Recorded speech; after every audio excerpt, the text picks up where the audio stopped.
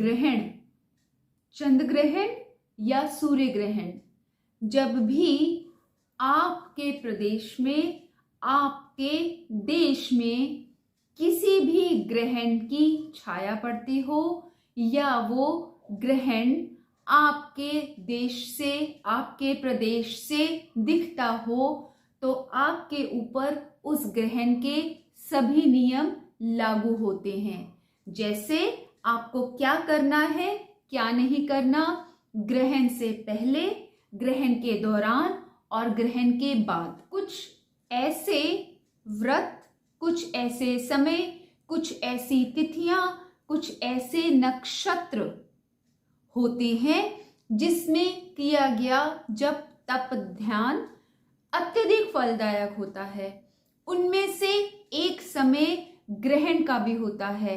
यूं तो शास्त्रों की अगर माने तो ग्रहण मतलब अगर सूर्य ग्रहण तो सूर्य भगवान पर कष्ट, अगर चंद्र ग्रहण तो चंद्र देवता पर कष्ट, उन पर कष्ट आता है और उनके कष्ट के समय हमें उनकी सहायता का भाव रख के या फिर उनकी मंगल कामना का भाव रख के प्रभु से प्रार्थना करनी चाहिए कि हे प्रभु, सूर्य भगवान चंद्र देवता पर आपकी कृपा बनी रहे। और ऐसी प्रार्थना करनी चाहिए कि हे सूर्य देवता, हे चंद्र देवता, आप हम पर अपनी कृपा बनाए रहें। चंद्र ग्रहण और सूर्य ग्रहण के समय अगर व्यक्ति संयम रख के जप तप ध्यान करता है और दिए गए बताए गए निहित विहित नियमों का पालन करता है तो वो अत्यंत पुण्य का भागी बनता है। उसी के उल्टे अगर कोई व्यक्ति विहित नियमों का ध्यान नहीं रखता है, शास्त्रों का कहा नहीं मानता है, तो उसे दोष लगता है, पाप लगता है और उसकी जिंदगी में अड़चने विघ्न आते रहते हैं। ग्रहण के समय किया गया जप तप ध्यान न केवल लाखों करोड़ों गुना होकर उसका फल व्यक्ति को प्राप्त होता है, वरन इस समय किए गए कुछ विशेष जप, विशेष शक्ति जैसे वाक चातुर्य, जैसे मेधा शक्ति को सबल बनाते हैं। आप सभी ने सुना होगा कि ग्रहण के समय बूढ़े, बच्चे और बीमार को छोड़ के अन्न जल का त्याग करना चाहिए, भोजन नहीं करना चाहिए, क्योंकि हमारे ग्रंथों में, हमारे पुराणों में ये साफ साफ अक्षरों में लिखा हुआ है कि ग्रहण के समय व्यक्ति जितने भी दाने भोजन के खाता है उसे उतने ही वर्ष नरक में वास मिलता है। आमतौर पर सूर्य ग्रहण से तकरीबन 12 घंटे पहले और चंद्र ग्रहण से तकरीबन 9 घंटे पहले ग्रहण की छाया पड़ जाती है या जिसे आम भाषा में सूतक लगना भी कहते हैं। इसलिए अगर संभव हो तो जब ये सूतक लग जाए उस समय से लेकर ग्रहण की शुद्धि यानी जब तक ग्रहण पूरा ना हो जाए और ग्रहण के बाद आप स्नान ना कर लें तब तक भोजन जल का त्याग विचारणीय है। हमारे शास्त्रों में यह भी लिखा हुआ है कि ग्रहण से पहले जब सूतक काल लगता है तो घर में अगर कुछ पका हुआ अन्न है, जैसे उबला हुआ दूध है, दही है, आटा है, शहद है, अचार है, सब्जी है, दाल है या फिर पीने वाला भर कर रखा हुआ पानी है, उन सभी बर्तनों में तुलसी दल या कम से कम तुलसी का एक पत्ता या कुश डाल देना चाहिए, ताकि ग्रहण के दौरान जो खास किस्म की किरणें या विकिरण या दोष उत्पन्न होते हैं उनकी वजह से वह भोजन दूषित ना हो पाए।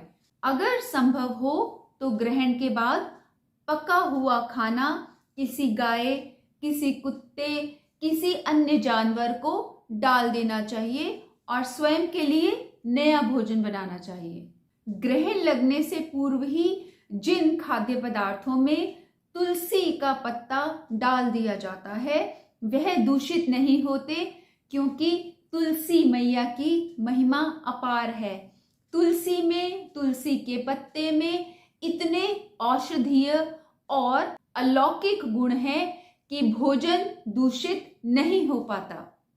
शास्त्रों की माने तो जब ग्रहण शुरू होता है उस समय एक बार ही स्नान कर लेना चाहिए। ग्रहण की अवधि के दौरान श्राद्ध कर्म, देव पूजन पर किंतु मानसिक और जप तप ध्यान करना चाहिए।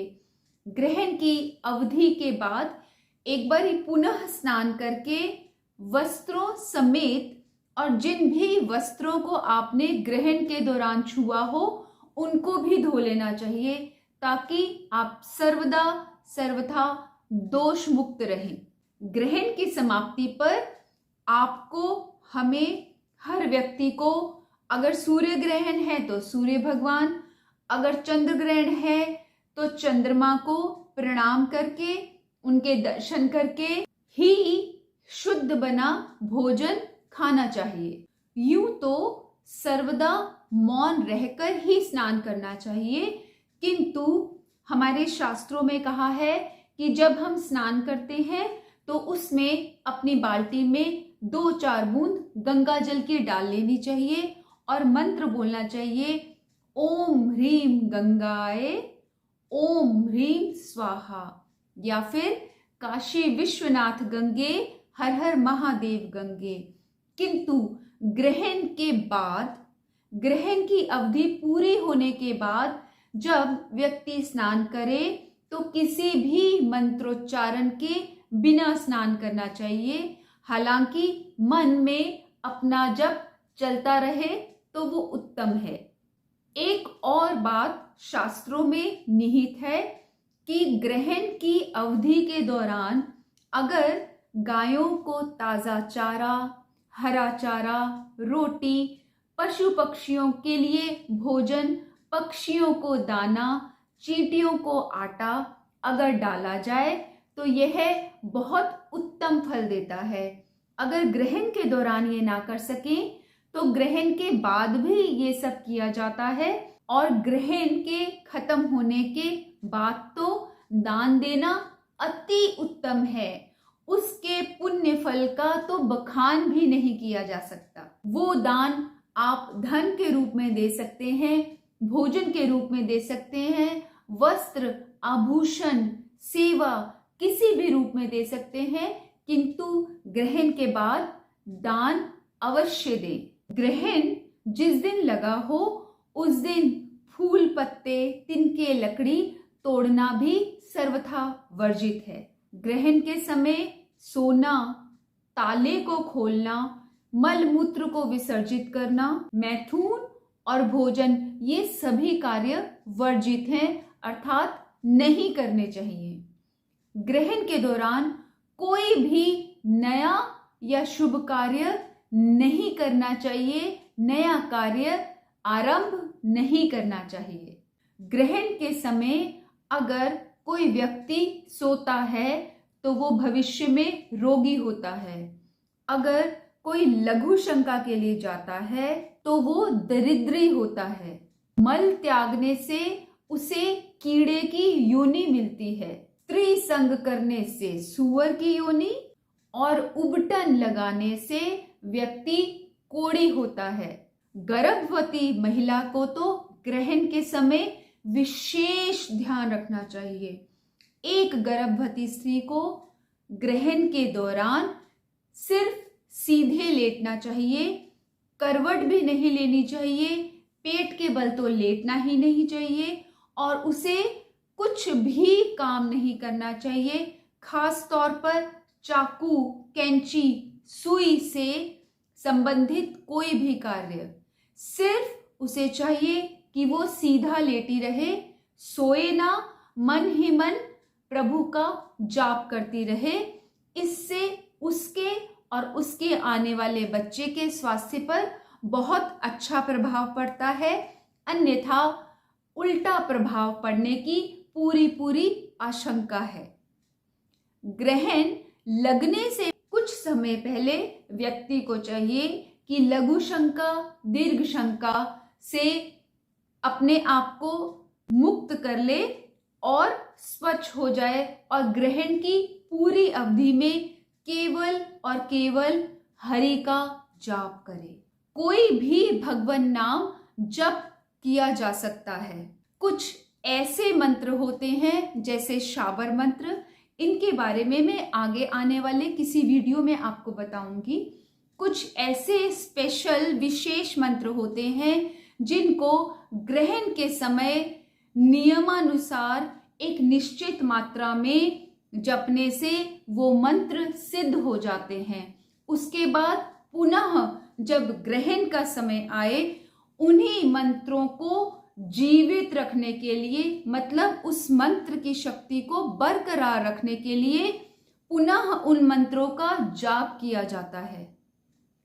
और अगर एक बारी सिद्ध किए हुए मंत्रों का जाप अगले ग्रहण में ना किया जाए तो शास्त्र सम्मत है कि उन मंत्रों में मलिनता आ जाती है, यानी उन मंत्रों की शक्ति उतनी नहीं रहती जितनी पहले थी। स्कंद पुराण में तो यहाँ तक लिखा है कि ग्रहण के दौरान कभी भी भूलवश भी किसी और का दिया हुआ अन्न न खाएं। यदि आप गलती से भी ऐसा करते हैं तो आपके पिछले 12 वर्ष का जितना भी पुण्य आपने अर्जित किया है वो उस अन्नदाता के हिस्से में चला जाता है, यानी आपका पुण्य अपने आप ही उस व्यक्ति को मिल जाता है जिसका अन्न आपने किसी भी कारणवश ग्रहण के दौरान खाया है।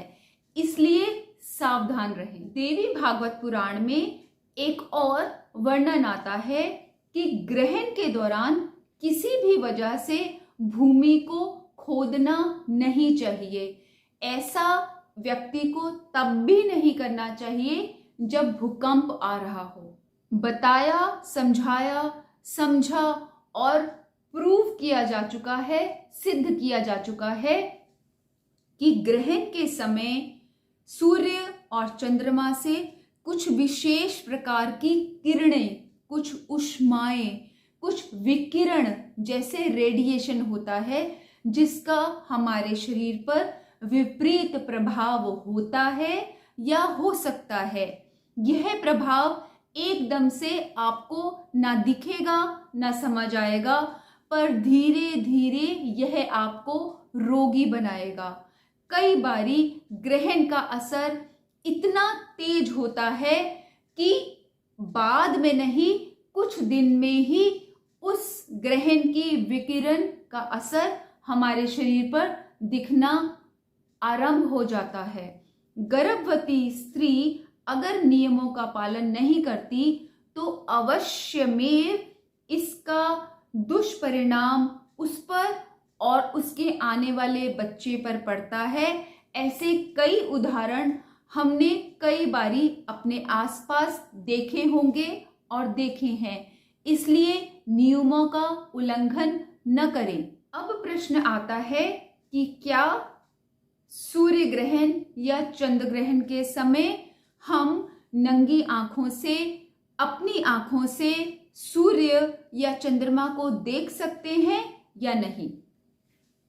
विज्ञान की दृष्टि से कई बारी ऐसा बोला जाता है कि आप कुछ विशेष चश्मे लगा के या दूरबीन से या टेलीस्कोप से सूर्य और चंद्रमा को देख सकते हैं, किंतु ज्ञान की दृष्टि से और कई बारी विज्ञान की दृष्टि से भी यह तथ्य, अगर मैं आम बोलचाल की भाषा में कहूं तो ग्रहण के समय सूर्य और चंद्रमा की किरणें जो हमें सुखद अनुभूति देती हैं, हमें फायदा देती हैं, वो अशुद्ध हो जाती हैं, क्योंकि वातावरण में कुछ ऐसे तालमेल बैठ रहे होते हैं कि उनमें जब वो किरणें निकल के हमारे शरीर को प्रभावित करती हैं, हमारे भोजन पर लगती हैं तो वो दूषित हो जाता है। इसलिए किसी भी प्रकार के डायरेक्ट कांटेक्ट या फिर सीधे आंखों से सूर्य और चंद्रमा को निहारने की गलती बिल्कुल ना करें। जब भी ग्रहण हो अपने घर के सभी खिड़की दरवाजे बंद रखें और पर्दे तान लें ताकि किरणों का दुष्प्रभाव कम से कम आपके घर के और आपके तक पहुंचे। यूं तो ग्रहण के दौरान किसी भी व्यक्ति को कुछ नहीं खाना चाहिए, किंतु जैसा मैंने कहा है कि अगर कोई वृद्ध है, बच्चा है, बीमार है या गर्भवती स्त्री है या किसी को किसी दवाई के चलते खाना ही पड़ता है तो सिर्फ शुद्ध शाकाहारी हल्का भोजन ही लें। मांस, मदिरा, तले भुने भारी भोजन को तो आप खाने की सोचे भी नहीं, क्योंकि हमारे शरीर की जो ऊर्जा है वो उस समय ग्रहण की किरणों की वजह से अलग ऊष्मा उत्पादित करती है और अगर हम उसमें गलत खाना खाएंगे, भक्ष्य अभक्ष्य का ध्यान नहीं रखेंगे तो हमारे शरीर के चक्र अव्यवस्थित हो जाएंगे, जिससे हमारे शरीर में रोग उत्पन्न होगा। अभी तक मैंने आपको बताया कि ग्रहण के दौरान आपको जप तप ध्यान करना चाहिए, किंतु याद रहे कि ग्रहण के दौरान वातावरण अशुद्ध होता है, दूषित होता है, हमारा शरीर भी दूषित होता है, हो सकता है यहाँ तक कि वस्त्र जो हमने पहने हैं, वस्त्र जिनको हमने छुआ है और पका हुआ भोजन सभी कुछ दूषित होता है और हो सकता है। इसी के चलते आपने देखा होगा कि मंदिर बंद होते हैं, मंदिरों के कपाट बंद होते हैं, मंदिरों के आगे पर्दे तान दिए जाते हैं। इसलिए ग्रहण के दौरान आप अपने घर के मंदिर को भी बंद रखें या उसे पर्दे से ढक दें। जैसे किसी के घर में अगर किसी बच्चे का जन्म होता है तो उसे सूतक लग जाता है। 40 दिन या जब तक घर की शुद्धि नहीं होती उस इंसान को, उस परिवार को शुद्धिकरण से पहले मंदिर में जाके पूजा अर्चना का अधिकार नहीं होता। वैसे ही अगर किसी मनुष्य के घर में किसी की मृत्यु हो जाती है तब उसे पातक लगता है, तब भी वो अशुद्ध कहलाए जाते हैं जब तक कि श्राद्ध तर्पण शुद्धिकरण नहीं हो जाता। ऐसे ही ग्रहण के समय, सूर्य ग्रहण के समय भी और चंद्र ग्रहण के समय भी हम दूषित होते हैं और हमें जब तक ग्रहण के बाद स्नान ना कर लिया जाए, प्रभु को छूना, उनकी पूजा अर्चना, उन पर जल चढ़ाना, उन्हें पुष्प अर्पित करना सर्वदा वर्जित नियमों में आता है। इसलिए सिर्फ मानसिक जाप करें और मानसिक ही पूजा करें ग्रहण के दौरान। ग्रहण के बाद जब आप स्नान करते हैं, स्वच्छ वस्त्र पहनते हैं, सूर्य भगवान चंद्रमा के दर्शन करते हैं, उसके बाद ही आप अपने घर के मंदिर में या अपने घर के आसपास किसी भी मंदिर में जाकर प्रभु के दर्शन पूजा अर्चना कर सकते हैं। हमारे शास्त्रों में तो विधि विधान, क्या करें क्या ना करें, पाप पुण्य गुण दोष सभी का वर्णन मिलता है, किंतु आप में से और हम में से और हमारे आसपास के कितने लोग हैं जो इन्हें जानते हैं, इन्हें मानते हैं। किंतु जो जानते हैं वो मानते हैं, उनको पता है किसी भी कार्य को सही से करने का तरीका। और जानिए, गंगा जल के बारे में भी यही कहा गया है, मानो तो मैं गंगा जल हूं, ना मानो तो बहता पानी। किंतु आप अपने अंतरात्मा की आवाज सुनिए, क्योंकि आप सनातन धर्म में भारतवर्ष में पैदा हुए हैं। इस युग के, इस देश के, इस धर्म के नियम कानून आप मानेंगे तो आपका ही फायदा है, नहीं मानेंगे, नहीं जानेंगे, नहीं करेंगे तो उसका जाने या अनजाने में किया गया कर्म का गुण और दोष तो हमें भुगतना ही पड़ेगा। इसलिए कोशिश कीजिए, प्रयत्न कीजिए कि आप सही समझ को ग्रहण करें और सही समझ को दूसरों के साथ साझा करें। बने रहें चैनल के साथ, लाइक करें, सब्सक्राइब जरूर करें और हो सके तो मुझे कमेंट में लिखकर जरूर बताइए कि ये वीडियो आपको कैसा लगा, आपने क्या नया सीखा, आगे आप कैसे वीडियो चाहते हैं, क्या समझना चाहते हैं मेरी समझ के अनुसार, ताकि मुझे भी कुछ प्रोत्साहन मिले और पता लगे कि मेरा दुर्लभ मनुष्य जन्म को सफल करने का प्रयास कुछ कुछ सफल हो रहा है।